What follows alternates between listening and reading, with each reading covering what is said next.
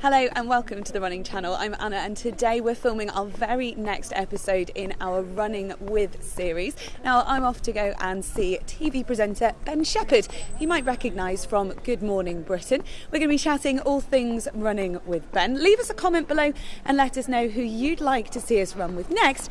But for now, I'm off to go meet Ben.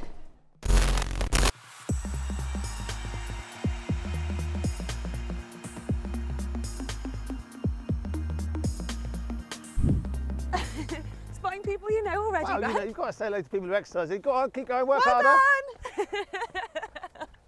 done! I love being on the common watching everybody exercise. Isn't it great? Well, we're out for a lovely run today, next in the series of Running With, and I'm joined by Ben Shephard. Hey Anna. Hi. How you doing? Thanks so much for coming. No, my pleasure. You'll probably recognise Ben's face from the telly. You do quite a lot of work on the telly, don't you? Every now and again, yes. A bit like one of those viruses that won't go away. Oh, no. That's what my wife says. So we've got Ben on the Running Channel today because Ben is also a really keen runner. Yeah, absolutely. So when did you get into running? When did you start running? I think the first time I started specifically running rather than doing it with football or rugby or anything was probably around the age of sort of 10 or 11. Wow. And I changed schools and my new school had a cross country. And I thought, I better do a bit of training for that. So off on my own back, I just ran around where we used to live in the edge of East London. I ran around the estate that I lived on a few times and then did the cross country the next day. And I was pretty fit as an 11-year-old. Played a lot of football, a lot of rugby. I didn't do anything other than sort of jump around and kick balls and hit stuff. Not always the right stuff, obviously. She's my sister. And I did pretty well in the cross country. And then I just got a bug for getting out there and running. And it's sort of gone from there. I mean, I've not always focused specifically on running per se. But amongst everything else, the rugby, the football particularly, which I played a lot of as a kid, it just really helped. Yeah. And now it's become much more important part of my life because I find running, essentially running is my meditation, I think. Great. And I mean, your running has led you on to do some incredible challenges. Yeah. What's your favourite one that you've done so far? Oh, favourite. Well, we've got a mutual friend, Ivan Hollingsworth, who is a guy that I grew up with as kids. Our mums were great mates. When he was born, me, my brother and my sister went to live at his house so his mum could just look after him. My mum looked after his sister. Yeah. And then when I was born, his mum came to our house to look after my brother and sister. And so they're really, really close. Anyway, Ivan's little boy was born with a heart defect in Newcastle. And the Freeman Hospital up there, the Children's Heart Unit up there, saved Seb's life. So Ivan decided he wanted to do some extraordinary things to try and raise some money. Yeah. And a few of us were foolish enough to join in. And so we ran the first year 5 marathons back to back over 5 days. The next year we decided we'd cycle one way over 2 days and then run 5 marathons back to back. And after that it just got a little bit out of hand.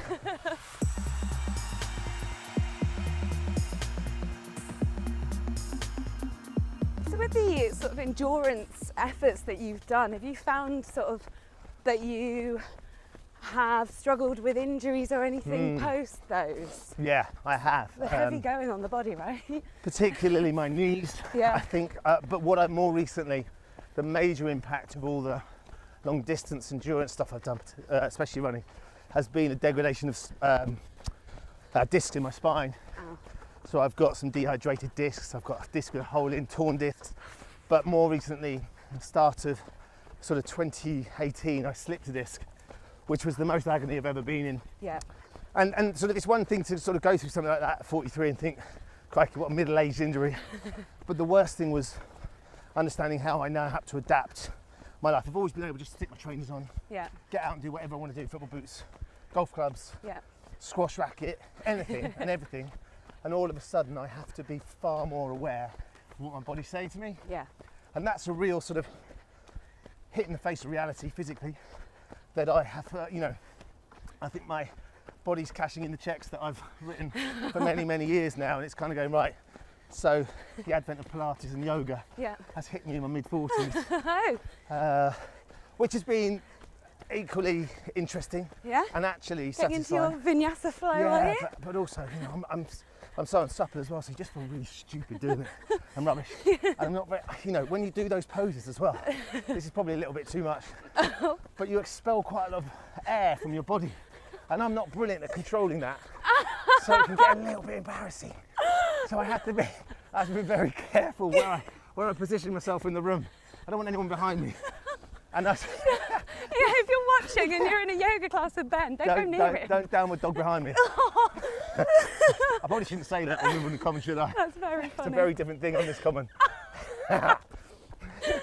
Oh, yeah, brilliant. but you know, so trying to deal with those things, the back is the thing now, and that's a daily thing. Yeah. I have to get up every day, do a load of exercises, and I'm trying to sort of retrain my mental approach to those sorts of things to understand that, you know, when we were kids, we used to just run out and start playing football. Yeah, no Start warm playing up, running, none. no cool down, no stretches. And we know that we've got so much more understanding of that now. Yeah. My kids are at school, they're 13 and 11, and it still drives me mad that I watch them and their teachers still aren't doing it, and they're still not forcing them to do a little warm up and a warm down as well. Yeah. And I'm thinking it's fine when you're 11 and 13 because nothing hurts, you bounce, Yeah. everything's bendy and plastic and Yeah. will mend often better. But when you get to our age, my age, not your age, when you get to my age, you sort of think, God, why didn't I do a little bit more of that? I think as runners, we're all guilty of it as well, because we just want to get our trainers on and get out the door, don't we? I don't know about you, and I love running, I really enjoy it. But there's that bit before I go, and I go through such mental torture. Morning. Persuading myself that this is going to be the right thing to do. Yes. Because it's kind of like, morning. I'll try and find any excuse I possibly can. Oh, Yeah. I can't do it. Yeah. Once I've got out the door and I've gone, Yeah. I'm away. But I need to make sure that there's as few there's as few barriers between me, putting my trainers on and getting out as quick as I can. Yeah. Because I can talk myself out of it. And I'm someone who loves running. Yeah. And I know the benefits I'm going to get from it. I know how great I feel when I'm done. Yeah. But I still go through that. You never regret a run that you go No. on, but you always regret the ones that you don't. Absolutely. So how do you tackle those mental blocks and those barriers to get yourself out the door? What tips do you use? Well, I guess one of the things is to sort of make the moment of trainers on out the door as quick as possible. Yeah, don't give yourself time to think. Yeah, absolutely. Try and remind yourself of how great it will be once you've finished. Yeah. I've not just started, I've really got into parkrun. Yes. I think parkrun is one of the most extraordinary community events. A free sort of opportunity for anybody of any standard to get out and do a bit of exercise on Saturday morning. Yeah. There's one that goes very close to where we are. And I absolutely love it. I'm such a convert, and I just think everyone should be trying it or just experiencing it. And trying to get my sons to do it. My eldest son did it for quite a while with me, but trying to get him out. You know, he's 13, because the draw of an iPad on a Saturday morning, Oh, yes. which he can't really use during the week because of work and stuff like that, school work and stuff. Yeah. YouTube is but all I ever say to him is, that walk back from the finish line to home. Yes. He's got the biggest smile on his face. Yeah. And he's chatting away. All those good endorphins, Yeah. that runner's The high. euphoria he's feeling. Yeah.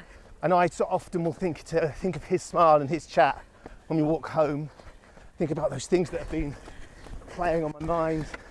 And the fact that, I don't know, when people meditate, I can't sit still. Right. I can't meditate and sit still and just shut my mind off. So I have to be doing something. So what I find is when I'm running, I don't tend to think about all the things I need to think about. No. I just don't think about anything. No.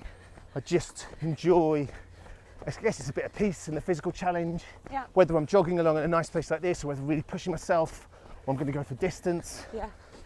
And I just think that if I can isolate the importance of that for me, mentally and physically, and remind myself of that, then hopefully I get out the door. But once I've closed the door, once the door's closed, I'm gone and it's away. Yeah. It's not a problem. And you're having a whale of a time. Yeah.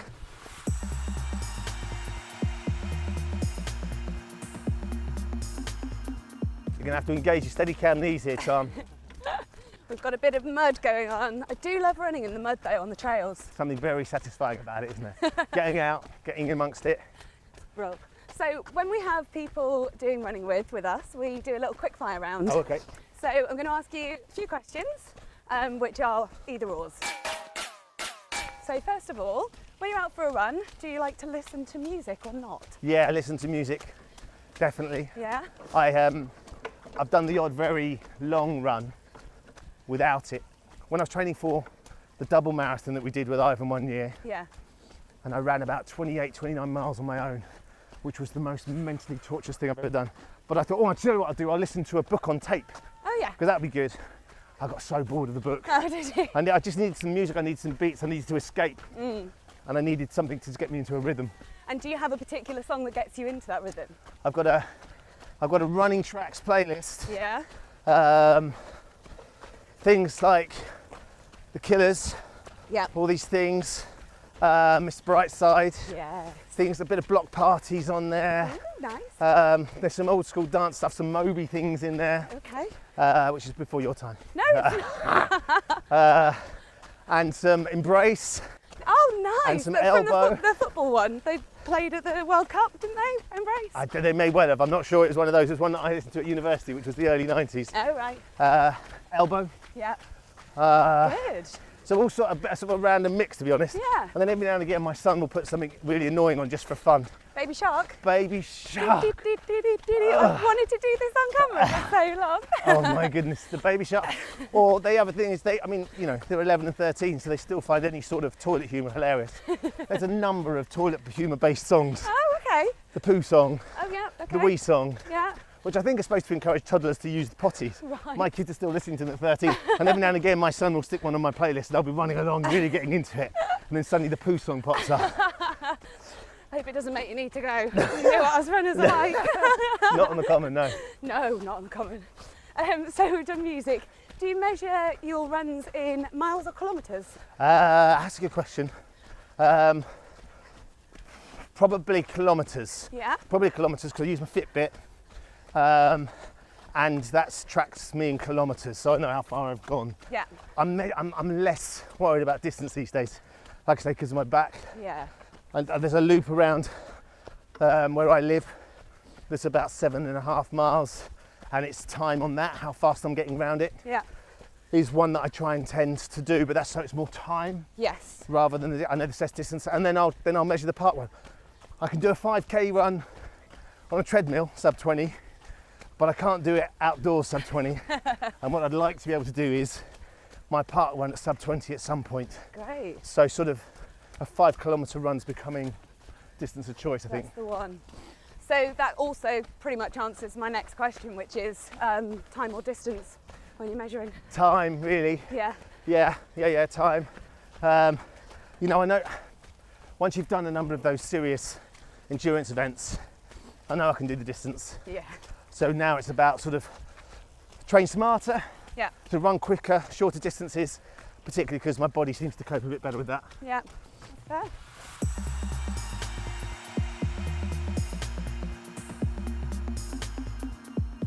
You are presenting on TV, I am. obviously. Would you ever be tempted to do a reality TV programme? Obviously, we've got I'm a Celeb on at the moment. Yes. Fancy Which eating we're some gripped by. bugs or Well, going in the jungle? to be fair, and this is the great thing, is I kind of have, because many years ago there was a TV show called The Match, which was a precursor to Soccer, Yeah. where a load of celebs took on a load of ex-professionals in Right. Newcastle, and we had to get voted off and into the team, and so I've kind of done it, Well, yeah. in a sneaky way. I love the jungle, I absolutely love it, and I think it's brilliant television, and I admire anyone willing to put themselves in that sort of situation. I'd love to do it, but I just don't want to do it on telly. Fair enough. But never say never. No.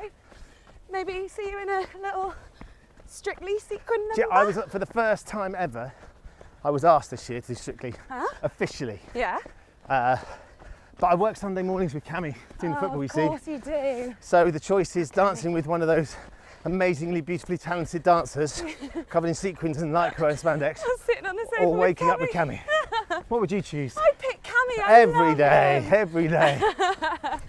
I guess obviously with the back as well, perhaps dancing's not conducive right now. Yeah, that would be a further reason to sort of be concerned. Yeah. But who knows? Because my degree was in dance, so I've got a degree in dance, and I love dancing.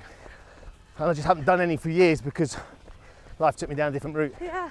So but again, I'd love to do the dancing. I'd love to learn that sort of dancing. I think it'd be amazing. I'm just not sure I could cope. And I've had loads of mates do it as well. Yeah. And it's really blooming hard work. Emotionally and physically, it's absolutely brutal. Those bits that they put on, where it's like, how's your week been? And you just think, Think of all that training that they're doing. And it comes down to that minute and a half. Yeah, but I guess it's a bit like running. You're training and doing all your running and your marathons and stuff, and it comes down to that 3 hours. It comes down to your race. You want to nail it. Yeah, exactly.